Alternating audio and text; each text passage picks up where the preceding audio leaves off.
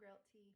I thought I'd just jump on here for Tuesday's tutorial video to talk to all the first-time home buyers. Not about the process.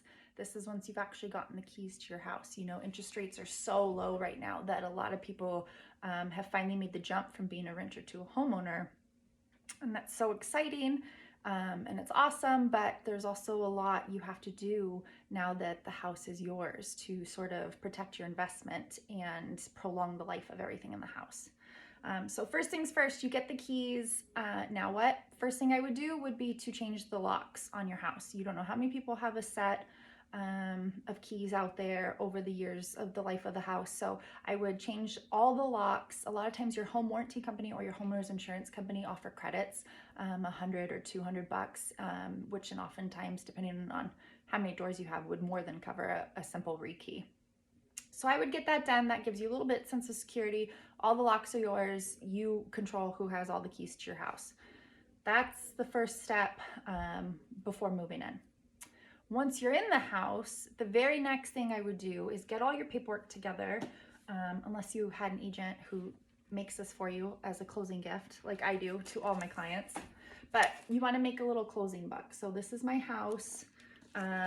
You just get a binder, spend a couple hours, make sure you have all of your important paperwork together on the house. So what I have on the very first inside is I have a copy of my home warranty and I have a copy of the sewer line warranty I also bought because we have older clay pipes. So I make sure we got all the warranties so we're protected. And it also has the expiration date so you can remember to renew it every year. I also have a copy of my homeowner's insurance policy in here. In case you ever need to make a claim, you can quickly reference it. And then the rest of the binder is just all the contracts, the disclosures, copies of reports that we did during the inspection phase when we bought our house. Also good to leave some blank paper in the back and just jot down anything you do to the house, any of the upgrades, any of the upgrades you make. If you do any general maintenance, you want to keep track of that to make sure you've done your annual HVAC tune-up, stuff like that. Write it all down. It'll really come in handy if you ever decide to sell. And when you first buy a house, it seems so far off. You're never going to sell. It's your forever home, but you probably will. You're most likely, statistically, you're only going to be in your house 5 to 8 years. And when it's time to sell, you want to have a nice, thorough record of everything you know that's wrong with the house. That covers you for disclosures, and a list of all the upgrades you've made to prove value over the years since all the upgrades you've made since you bought the house. So it's really good to just jot things down, keep it all in one place, and keep it easily accessible. The very next thing I would do would be to make a maintenance plan.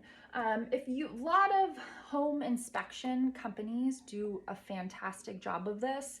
They will either give you something like this, My Home Book, tips for operating your home, or they'll send you something online. They'll send you monthly reminders on, what things you should be looking for in the house. These are all great, and please use them. This isn't something that they're just giving you that's throwaway. If you're a new homeowner, maybe you don't realize that in Tucson, Arizona, you should get up on the roof during monsoon season. Make sure it's not filled with leaves, especially if you have a flat roof, which most houses do out here. You should be checking and raking off and sweeping off all the leaves. You should be doing a HVAC tune-up in the spring before it starts getting hot. You should be changing your air filters monthly. That's the #1 thing you can do to prolong the life of your AC, and those are really expensive.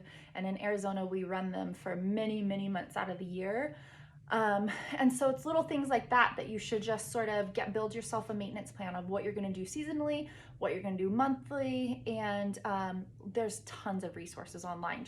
You can Google anything, find one that fits with your location and with sort of your house needs. If you bought a condo that's on the first floor, you don't have to check the roof every month, but you want to make sure your HOA does, at least annually, is up there. So find a plan that works for you, but make sure you stick to it, because staying on top of things before they become a problem are oftentimes a lot more cost efficient than just waiting for a problem to occur, even though it can feel like it takes a lot of time because you've got a lot of stuff to remember.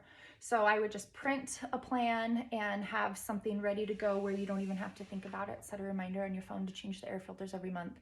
Whatever it is that works for you, just find one and use it. Okay. Next thing is make sure you have a plan for unexpected expenses. If you're going from being a renter to a homeowner for the first time, it can feel very overwhelming. It can feel like, oh my gosh, I have to pay for everything myself. I have to do all this maintenance. I have to, does it ever end? The answer is no, not really. It doesn't ever end, because you want to constantly be fixing problems as they come up so they don't get worse. You want to constantly be providing general maintenance to your roof, your HVAC, to maybe getting your sewer scoped if you've got a lot of trees on your line, or on your lot, or if you've got older clay pipes or cast iron pipes, which is really common if you live in a house in central Tucson. So making sure that you just feel comfortable with a budget and you have some money set aside, and that even goes back to more when you're looking for a house too, to make sure it's not just the mortgage payment that you're budgeting for, but also an allotment to take care of things in advance, is really important and critical. And I think if you do that, if you just kind of set it aside, then it kind of takes the sting off when stuff does happen. And makes it a little bit easier to spend, $120 every spring on HVAC maintenance because it's something you've planned for. And then taxes. So if you're a first-time home buyer, you may be pleasantly surprised by all the tax breaks and write-offs you're going to have.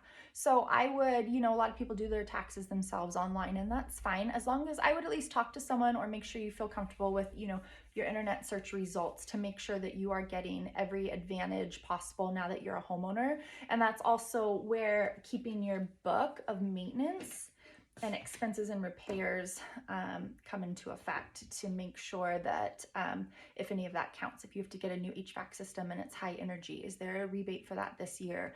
If you end up getting solar, what kind of credits are you going to get? So really keeping track of how you spend money on your house is going to pay off in the long run. And I recommend talking to a professional, at least your first year being a homeowner, to make sure you're getting every savings that you possibly can.